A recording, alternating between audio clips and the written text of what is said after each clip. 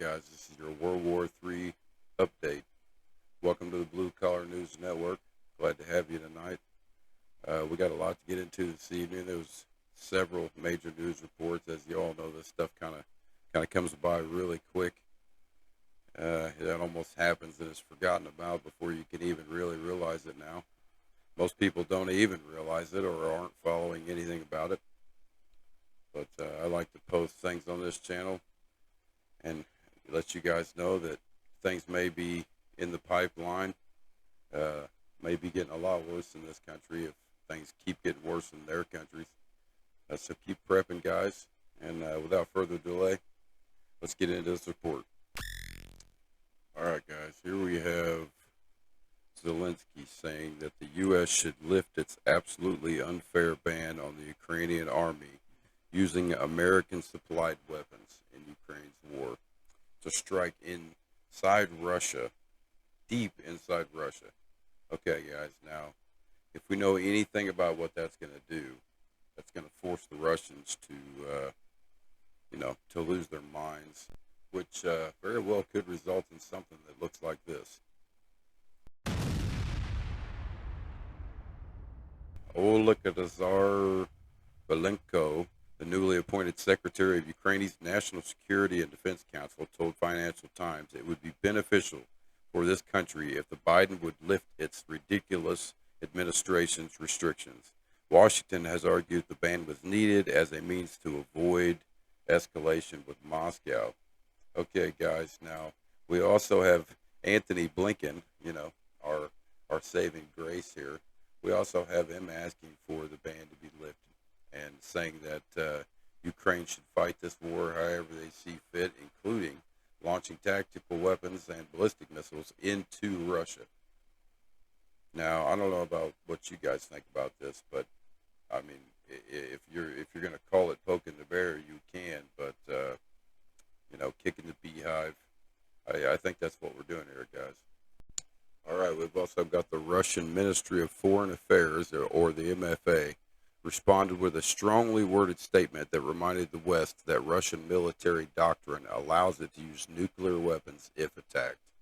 Okay, so we've got this going on, and Blinken is just gunning for more. He wants attacks further and deeper into Russia, which will result, Russia says, in nuclear weapons if attacked. So let's try the decaf, guys. Moving on. And today, the foreign Russian minister also stated that the Kiev regime and its Western masterminds should at last admit that their reckless steps are pushing the situation even closer towards explosive tipping point. Explosive tipping point, guys. Or better known yet again as... Johnson now appears to endorse allowing Ukraine to strike targets deep inside Russian territory. And yet again. So do we see a pattern of behavior here, guys? It seems like no matter what they do, it's all going to kind of end up in the same result here. They got to try the decaf, man. They like to know shit. Policy that restricts the usage of these weapons, the House Speaker said that the U.S. should allow Ukraine to prosecute the war in the way they see fit. Mike Johnson said, Ukraine... So here it is right here from the horse's mouth. Ukraine should fight the war as they see fit. Ban should be lifted on weapons of mass destruction for Ukraine to be used inside of Russia. Wow. Like, no. So in other news, the American F-16 pilots that are making their way to Ukraine, probably already there, if the government ever tells us the truth about anything. So what we're going to do is just kind of wait and see. But if they are there, yet again, Russia has already promised that if they see F-16s, they will shoot them down. They will consider them nuclear capable. Unfortunately, Russia's nuclear doctrine says that if you attack them with a nuclear capable elemental vehicle, that their retaliatory strike will be nuclear capable as well. So we got to remember that, guys. Don't poke the bear.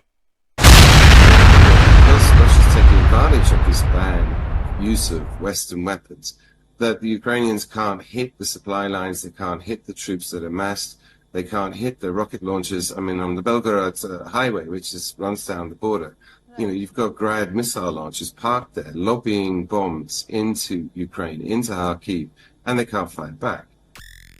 I mean, I really don't believe they got a need to fight back as long as they would stop advancing further into Russia and attacking Russian targets and oil refineries, causing the price of oil to go through the roof. All right, the shelling in northern Kharkov continues. Take a look at this, guys. I got a little battle map here. Kind of displays where the Russians are and where the Ukrainians are. It's estimated the Russians are taking 20 kilometers a day now, guys, which is, you know, escalating things quickly, causing the Ukrainians to even want further weapons and bigger weapons. So these are a couple of photos from Kharkov. I mean, at this rate, guys, I don't see that there's going to be much of a city left to fight for.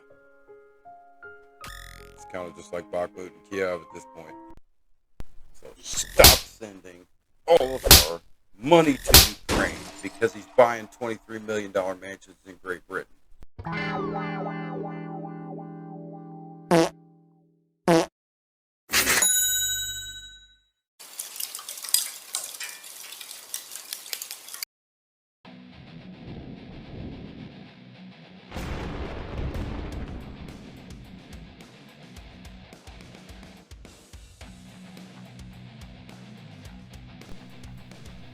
Alright, guys, if you like these daily updates, be sure to like, comment, and subscribe.